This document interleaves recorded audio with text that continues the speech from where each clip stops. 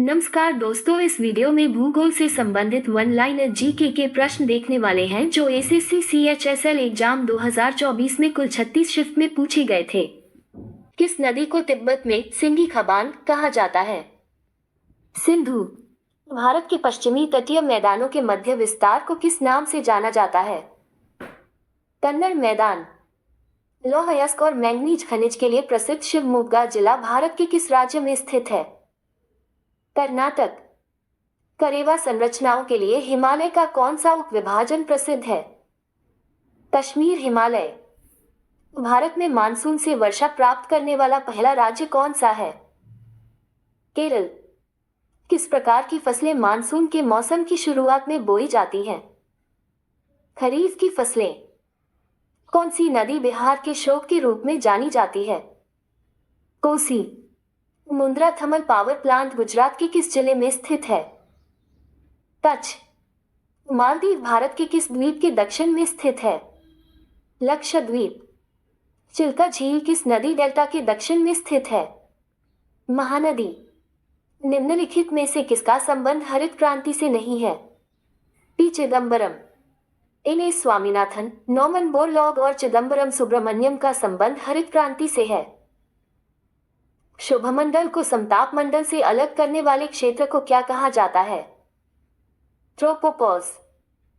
ऊर्जा के निम्नलिखित नवीकरणीय स्रोतों का भारत में उनके उत्पादक क्षेत्रों के साथ सभी मिलान सही है। ऊर्जा का नवीकरणीय स्रोत भारत में क्षेत्र ए ज्वारीय ऊर्जा खंभात की खाड़ी, बी पवन ऊर्जा नागरकोइल, सी भूतापीय ऊर्जा पुगा घाटी। कौन सी पहाड़ी भारत के सबसे पूर्वी भाग में स्थित है? पतकाई बूम पहाड़ियां। सोमशिला बांध भारत में किस नदी पर बनाया गया है? पेन्नार नदी। बिस्त दोआब नहर प्रणाली और मक्खू नहर प्रणाली भारत के किस राज्य से संबंधित हैं? पंजाब। किस प्रकार की फसलें मानसून के मौसम के अंत के बाद बोई जाती हैं? रबी की फसलें। पश्चिमी विक्षोभ किसके लिए उत्तरदायी है? भारत के उत्तर पश्चिमी भाग में सर्दियों में वर्षा। विभिन्न राज्यों में निम्नलिखित खेती के आदिम रूपों के नामों का सभी मिलान सही है। राज्य खेती के आदिम रूप का नाम। 1. मध्य प्रदेश बेवार। 2. आंध्र प्रदेश पैंडा। 3. उड़ीसा प्रिंगा। 4. झारखंड कुरुवा। भारत की मानक भूमध्य रेखा कौन सी है? 82 डिग्रीज 30 भारत का प्रायद्वीपीय पठार पहले किस महाद्वीप का भाग था? अफ्रीका। भारत के कुल क्षेत्रफल के लगभग 40% भाग पर किस प्रकार की मिट्टी पाई जाती है? जलोढ़ मिट्टी। किस राज्य में मैंग्रोव वन है? आंध्र प्रदेश। उत्तरी मैदान का वह सबसे बड़ा भाग कौन सा है जो पुराने जलोढ़ से बना है?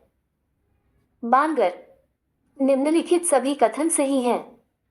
एक भारत में अधिकतम राष्ट्रीय उद्यान मध्य प्रदेश राज्य में स्थित हैं। बी मुदुमलाई राष्ट्रीय उद्यान तमिलनाडु में स्थित है। C Salim Ali centre for ornithology and natural history Tamil Nadu में स्थित है। सलाल परियोजना, जिसे Salal hydroelectric power station भी कहा जाता है, किस नदी पर है?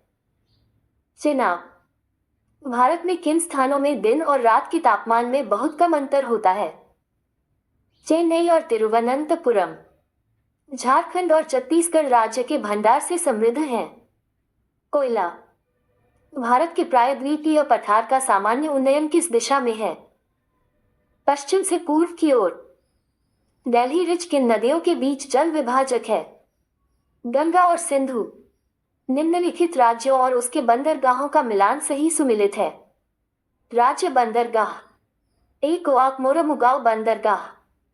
बी पश्चिम बंगाल हल्दिया बंदरगाह। सी तमिलनाडु तूतीकोरिन बंदरगाह। डी गुजरात कांडला बंदरगाह। भारत में एशियाई शेर का प्राकृतिक आवास कौन सा है? गिर वन। हरित क्रांति की शुरुआत का आधार क्या था? अधिक उपज देने वाले बीजों की किस्में। हरित क्रांति ने मुख्य रूप से HYV बीजों के उपयोग के कारण कृषि उत्पादन में वृद्धि की। यहाँ HYV का पूर्ण रूप क्या है? High yielding variety. उच्च उत्पादन वाली किस्मों HYVS के संबंध में निम्नलिखित कथन सत्य हैं। एक, इन्होंने हरित क्रांति तकनीक को भूमि बचने वाली तकनीक बना दिया। 2, कृषि मशीनों में अधिक निवेश के आकर्षण के साथ HYVS का उपयोग पूरक था। 3, HYVS की परिपक्वता अवधि कम थी। निम्नलिखित सभी मिलान सही है। 1, नीली क्रांति मछली। 2, पीली क्रांति तिलहन। 3, बोल क्रांति आलू। 4, स्वर्णिम क्रांति समग्र बागवानी। कपड़ा उद्योग के विकास के लिए प्रारंभिक वर्षों में राज्यों का कौन सा समूह कपास उत्पादन में केंद्रित था? महाराष्ट्र और गुजरात। पूर्वी घाट की सबसे ऊंची चोटी का क्या नाम है? महेंद्रगिरी। सीमा सड़क संगठन द्वारा अटल सुरंग का निर्माण 3000 मीटर की ऊंचाई पर किया गया है। इस सुरंग द्वारा किन स्थानों को जोड़ा गया है? मनाली से लाहौल स्पीति। पश्चिमी विक्षोभ कहां से उत्पन्न होता है? भूमध्य सागर। हरित क्रांति के बारे में निम्नलिखित कथन सही हैं। 1, हरित क्रांति के आने के बाद भारत आत्मनिर्भर बन गया। 2, हरित क्रांति के कारण एक ही फसल को बार बार उगाने से मिट्टी में पोषक तत्वों की हानि होने लगी। 3, हरित क्रांति के कारण ताजे भूजल की कमी हो गई। कौन सा सिद्धांत हजारों वर्षों में पृथ्वी की जलवायु पर इसकी गति में परिवर्तन के सामूहिक प्रभावों का वर्णन करता है? मिलनकोविच सिद्धांत। लुशाई पहाड़ियों को और किस नाम से भी जाना जाता है? मिज़ो पहाड़ियों। भारतीय नदियों का कौन सा युग्म पश्चिम की ओर बहती है? नर्मदा और तापी।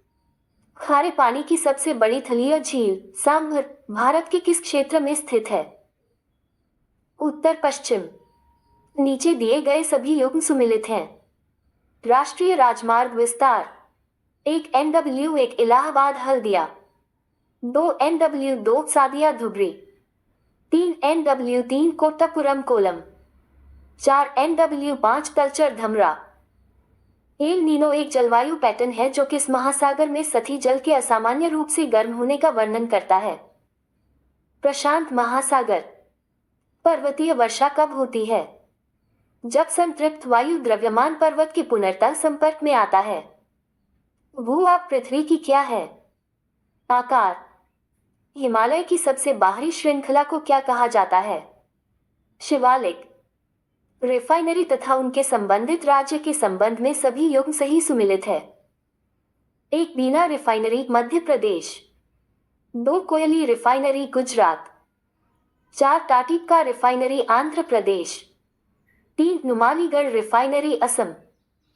उष्णकटिबंधीय पर्णपाती वनों की सबसे प्रमुख प्रजाति कौन सी है? सागौन। 2022 तक की स्थिति के अनुसार भारत में सबसे लंबा पनबिजली संयंत्र कौन सा है? Tehri hydro electric power plant. Koppen जलवायु वर्गीकरण प्रणाली के अनुसार कौन सा अभिलक्षण समूह से संबंधित है? सभी महीनों का औसत तापमान 10 डिग्री सेल्सियस से कम होता है।